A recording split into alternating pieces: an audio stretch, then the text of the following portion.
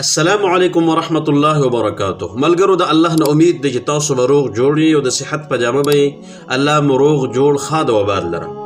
ملګرو شپږ اعمال دي چې د هغې دپاره د هغې کوونکي دپاره الله تعالی د دریو خبرو ذمواري اخلي. الله تعالی د هغې ذموار دی.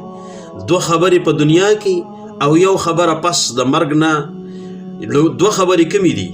یو د رزق ذمواري، دویم د هر قسمه د شر نه د حفاظت ذمواري، او دریم پس د مرګ نه د جنت ذمواري. دا کم اعمال داسې دي چې الله تعالی ورله درې انعامات ورکوي. لومړنی عمل کور ته د راننوتلو په وخت سلام کول، دویم عمل جومات ته تلل، دریم عمل د الله په لاره کې د جهاد دپاره وتل. راځئ چې وګورو نبی علیه السلام څه فرمایي. د ابو امامه رضی الله عنه نه روایت دی، وی ان رسول الله صلی الله علیه وسلم قال ثلاثه كلهم ضامن علی الله. وی درې کسان دي چې دغه ټولو دپاره الله ذموار دی.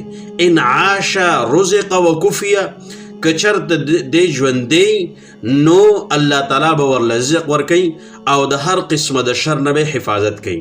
و ان مات ادخله الله الجنه، او که چرته د دی نه یو مړ شي نو الله تعالی به هغه جنت ته دننه کوي. دا درې انعامات. کم کسان دي؟ من دخل بیته فسلم فهو ضامن علی الله. څوک چې کور ته را دننه شو او سلام یې واچو نو الله د هغه ذموار دی. د دریو خبرو دپاره ده. ومن خرج الى المسجد، او څوک چې جومات ته ووت نو د ده دپاره د دریو خبرو الله ذموار دی. فهو ضامن علی الله. ومن خرج فی سبیل الله فهو ضامن علی الله، او څوک چې د الله په لاره کې د جهاد دپاره ووت نو الله تعالی د دریو خبرو دپاره د دې انسان د طرف نه سره ذموار دی. دا حدیث امام ابن حبان رحمه الله په خپل صحیح کې ذکر کړی، کتاب البر والاحسان کې، باب افشاء السلام و اطعام الطعام کی، او د حدیث نمبر دی 499. شعیب الارنؤوط رحمه الله د حدیث ته په تعلیق کې صحیح حدیث ویلی.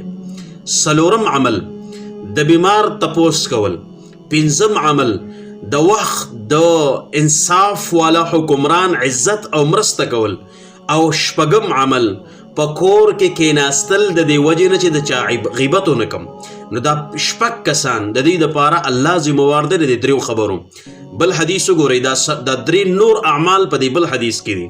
وی عن معاذ بن جبل رضی الله عنه عن رسول الله صلی الله علیه وسلم قال من جاهد في سبيل الله كان ضامنا على الله ومن عاد مريضا كان زامنا على الله. وی څوک چې د الله په لاره کې جهاد کوي نو الله تعالی د هغه ذموار دی. ومن عاد مريضا، او څوک چې د بیمار تپوس کوي نو کان ضامنا علی الله نو الله تعالی د هغه ذموار دی. دریمه خبره ومن غدا الى مسجد کان ضامنا علی الله، څوک چې جومات طرف ته ووت جومات ته لاړ نو الله تعالی د هغه ذموار دی. پنځمه خبره ومن دخل على امام يعززه كان ضامنا على الله، څوک چې د وخت حکمران او د وخت انصاف والا بادشاه خواته لاړ دې دپاره چې د هغه عزت وکړي د هغه مرسته وکړي نو الله تعالی د هغه ذموار دی. ومن جلس في بيته لم يغتب انسانا كان ضامنا على الله، او څوک چې په خپل کور کې کیناس چې د هیڅ چا غیبت نه کوي نو الله تعالی د هغه ذموار دی چې دا درې انعامات به هغه له ورکوي. دا حدیثم امام ابن حبان رحمه الله په خپل صحیح کې ذکر کړی، کتاب البر والاحسان کې، باب ذکر الخصال التي اذا استعملها المرء كان ضامنا بها على الله عز وجل. دا حدیث نمبر دی 372، او دی حدیث تا شعیب الارنؤوط رحمه الله حسن حدیث ویلی. الله دا عمل کولو توفیق راکی. والسلام ورحمت الله وبرکاته.